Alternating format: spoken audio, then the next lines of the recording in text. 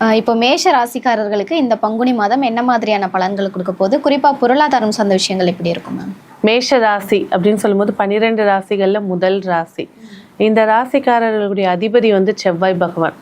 இந்த மாதம் பிறக்கும் போதே ராகுடைய நெருக்கத்துல இருக்கிறதுனால சில பொருளாதார இஷ்யூஸை சந்திக்க போறாங்க. பண இழப்போ இல்லைனாக்கா பண விரயங்களோ இது சார்ந்த பிரச்சனைகளை ஃபேஸ் பண்ணக்கூடியது. ஆனா இந்த மாதம் 15ஆம் தேதிக்கு மேல இந்த பிரச்சனைகளுடைய வீரியங்கள் குறைச்சி கொடுக்கும். ஆனால் ஃபஸ்ட்டு 15 நாட்கள் ஒரு பண இழப்போ இல்லை தேவையில்லாமல் ஆசைப்பட்டு ஒரு இடத்துல பணத்தை போட்டு தொலைக்கிறதோ இல்லை குடும்பத்துக்கு ஏகப்பட்ட செலவுகள் ஏற்படுத்தி ஏற்படுத்தி கொடுக்க போகுது. பொருளாதார ரீதியான விஷயங்கள்ல ஜாதகர் எச்சரிக்கையாக இருக்கிறது சிறப்பு தரும். Okay ma'am. புதுசாக பிஸ்னஸ் ஸ்டார்ட் பண்ணணும்னு நினைக்கிறவங்க இந்த மாதம் தொடங்கலாமா? கண்டிப்பாக தாராளமாக தொடங்கலாம். 10ஆம் அதிபதி 4ஆம் இடத்துல கேந்திரத்தில் உட்கார்ந்துருக்காரு. அவரே 10ஆம் இடத்தை பார்க்கறது சிறப்புகளை ஏற்படுத்தி கொடுக்கும்.